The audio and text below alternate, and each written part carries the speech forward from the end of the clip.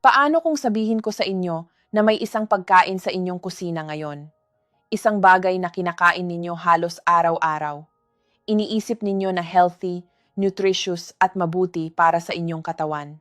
Pero patak ng patak, umaga ng umaga, ito ay maaaring dahan-dahan na sumisira sa inyong mga kidneys ng tahimik. Hindi ako nagsasalita ng junk food, hindi rin alcohol o prito.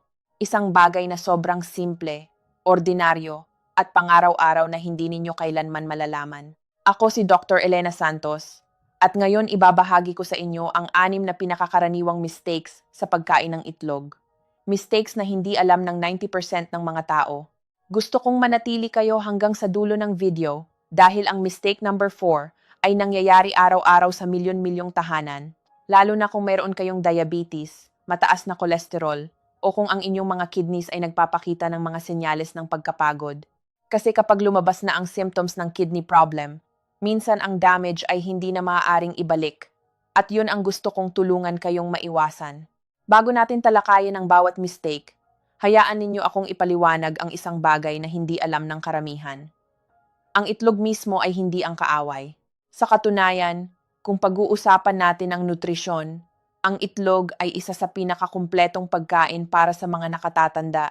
Mayroon itong protein na tinatawag na albumin na madaling i-absorb ng ating katawan at napakahalaga ng protein na ito, lalo na sa mga may edad na. Tinutulungan nitong mapanatili ang lakas ng ating kalamnan, pinipigilan ang panghihina, at nagbibigay ng enerhiya para makilos, maglakad, at maging independent sa araw-araw. Kaya naman maraming doktor ang nagre-rekomenda ng pagkain ng itlog ng regular, ng walang labis at walang takot. Pero narito ang key na gusto kong tandaan ninyo, hindi ang itlog ang problema. Ang problema ay ang kondisyon ng inyong mga kidneys at ang paraan ng pagkain ninyo ng itlog. Isipin ninyo ito. Noong bata pa kayo, ang inyong mga kidneys ay parang brand new filter malinis, intact, at kayang i-process ang lahat ng pumapasok. Ngunit habang tumatagal, lalo na kung mayroon kayong diabetes, high blood pressure, o high cholesterol, ang filter na iyon ay unti-unting nasisira. At kapag ang isang lumang filter ay masyadong pinapuwersa, hindi na ito magtatrabaho ng kasing ganda ng bago. Kung patuloy ninyong binibigyan ito ng extra load, masisira ito. At kapag nangyari iyon, ang protein na dapat manatili sa inyong katawan ay magsisimulang lumabas sa inyong ihi. Kaya naman ang iba ay napapansin ang puting foam sa ihi na matagal bago mawala. Tumataas ang creatinine at bumababa ang kidney function. Hindi ito biglaan. Dahan-dahan lang, walang sakit, walang warning. At ang maling paraan ng pagkain ng itlog ay maaaring isa sa mga dahilan na hindi pinagtutuunan ng pansin ng karamihan. Ngayon, dumako tayo sa mistake number 1, ang pagkain ng raw egg o itlog na malambot pa ang puti. Alam ko, marami sa inyo ang ginagawa ito mula pa noong bata tayo.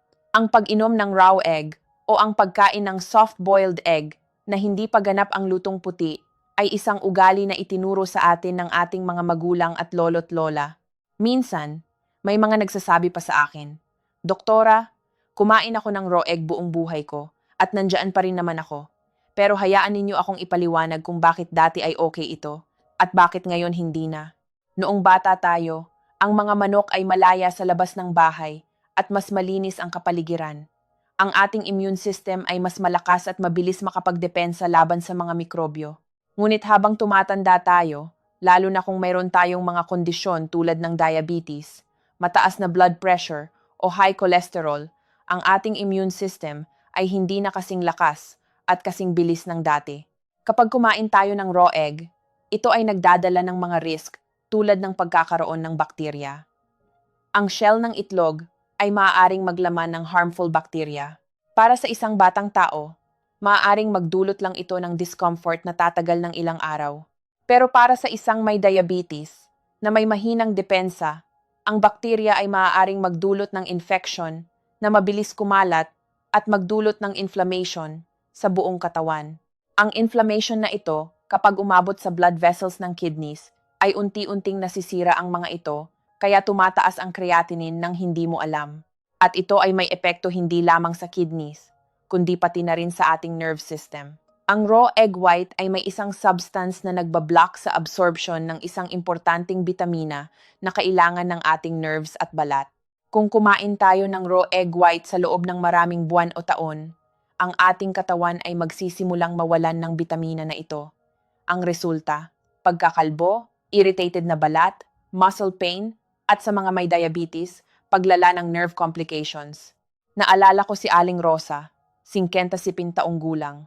Pumunta siya sa aking klinika na may mataas na creatinine at puting foam sa ihi na hindi nawawala.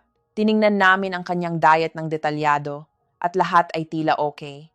Hanggang sa sinabi niyang tuwing umaga, sa loob ng 2 taon, umiinom siya ng isang raw egg. Para sa balat ko, doktora, sabi niya. Ang maliit na habit na ito na tila walang kasalanan ay tahimik na sumisira sa kanyang kidneys. Ang solusyon? Simple lang palaging lutuin ang itlog. Kapag pinakuluan, hayaan itong kumulo ng hindi bababa sa 6 hanggang 8 minuto. Dapat ganap na puti at firm ang itlog. Ang pula ay maari pang maging kaunti ang creamy, ngunit ang malambot at transparent na egg white ay hindi tama. Ganun kasimple. Isang maliit na pagbabago sa inyong umaga na maaaring magdulot ng malaking pagkakaiba para sa inyong kidneys. Ngayon, dumako tayo sa mistake number 2, ang pagkain ng pritong itlog na may sobrang dami ng langis at may sunog na gilid. Ang pritong itlog ay isa sa mga paboritong almusal ng marami, lalo na kung ito ay sinamahan ng sinanggag o tinapay. Nakakagutom at nakakaaliw ang amoy. Ngunit may mga bagay tayong hindi nakikita na maaaring maging sanhi ng pinsala sa ating katawan, lalo na sa ating kidneys. Kapag ang itlog ay pinirito sa mainit na kawali na puno ng langis, ang mga fat at protein mula sa itlog ay nagsasanib sa mantika at nagiging sanhi ng pagbuo ng mga substansya na tinatawag na Advanced Glycation End Products, AGEs. Ang mga substansyang ito, bagamat may komplikadong pangalan, ay may direktang epekto sa ating katawan. Ang AGEs ay parang mga maliit na kalawang na nagiging sanhi ng pinsala sa ating mga blood vessels. Ganoon din ang epekto nito sa kidneys. Ang blood vessels sa kidneys, lalo na ang mga capillaries, ay napakamanipis at sensitibo. Kapag ang presyon ng dugo ay tumataas, tinatanggap ito ng mga capillaries.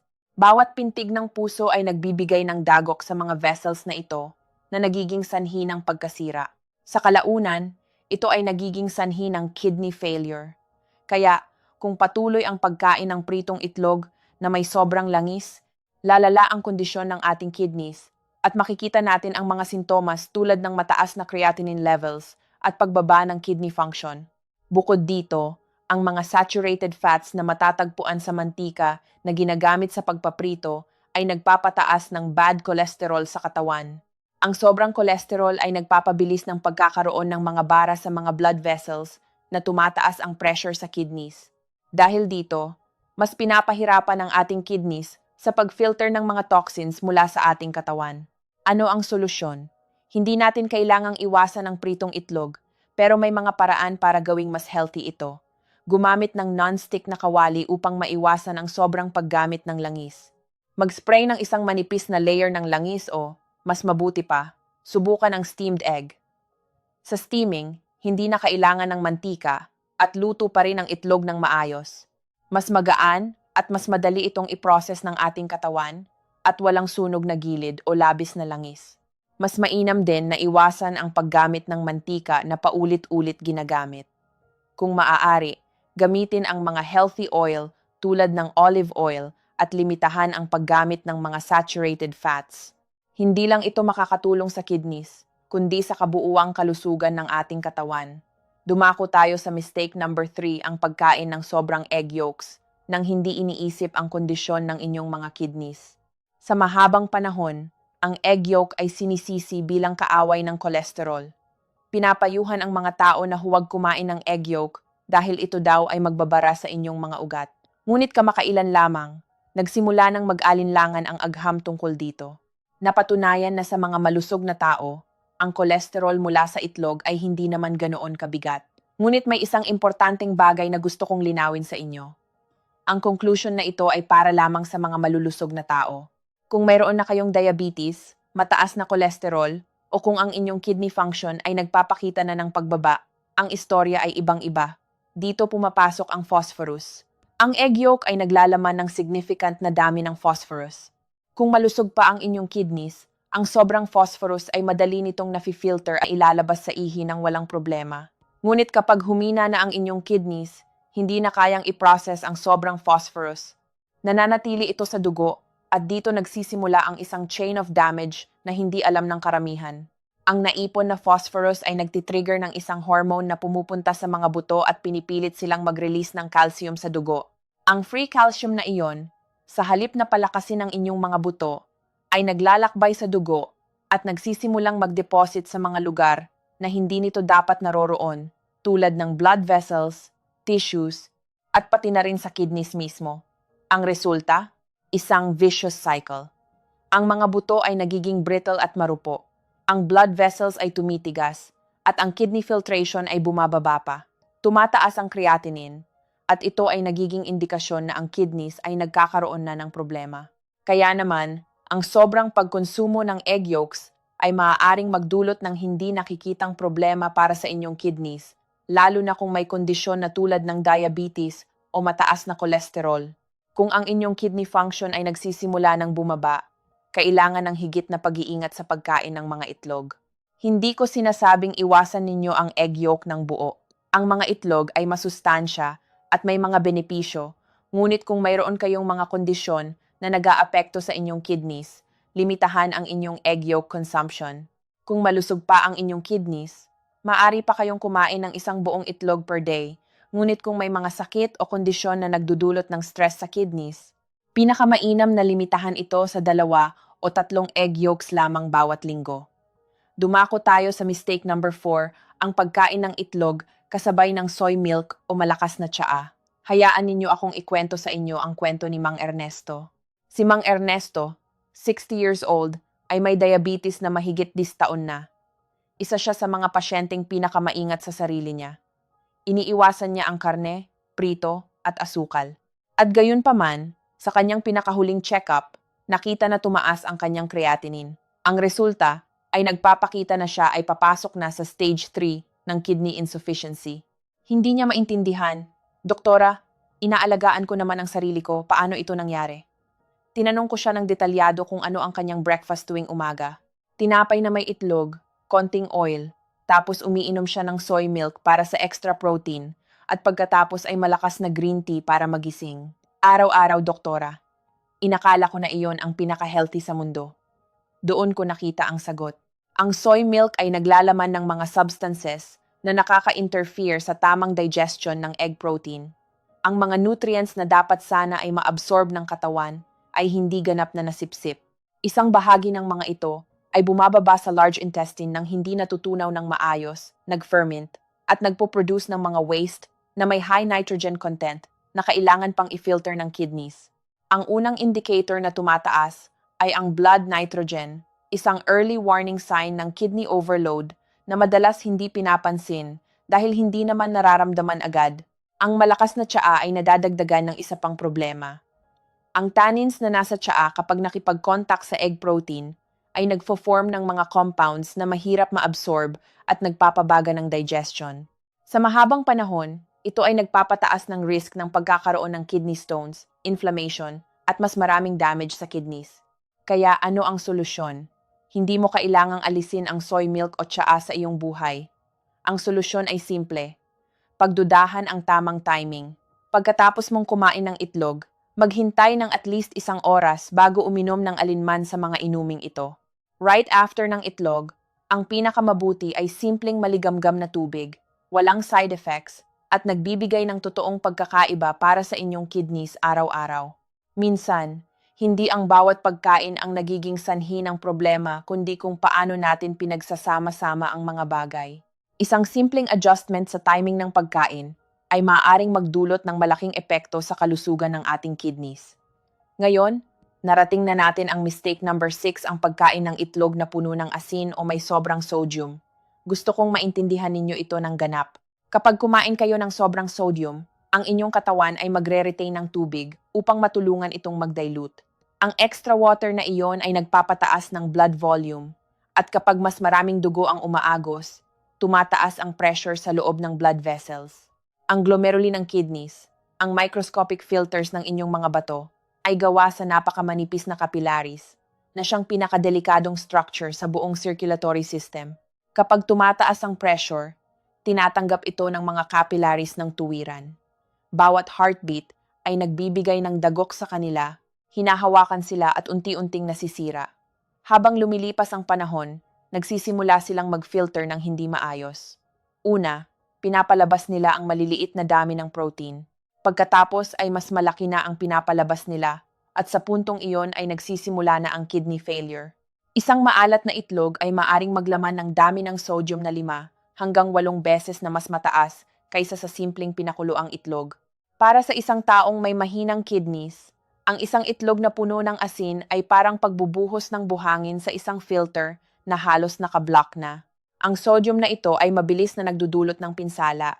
Kung kayo ay may kondisyon sa kidneys, ang mataas na sodium ay nagpapataas ng blood pressure, pinapalala ang kidney damage, at maaaring magdulot ng mas malubhang problema. Ito ay isang patuloy na cycle na magiging sanhi ng malalang kondisyon tulad ng kidney failure o dialysis kung hindi maagapan.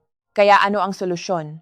Kung kayo ay may mahinang kidneys o may anumang kondisyon tulad ng hypertension o diabetes, subukan ninyong bawasan ang paggamit ng asin sa inyong pagkain.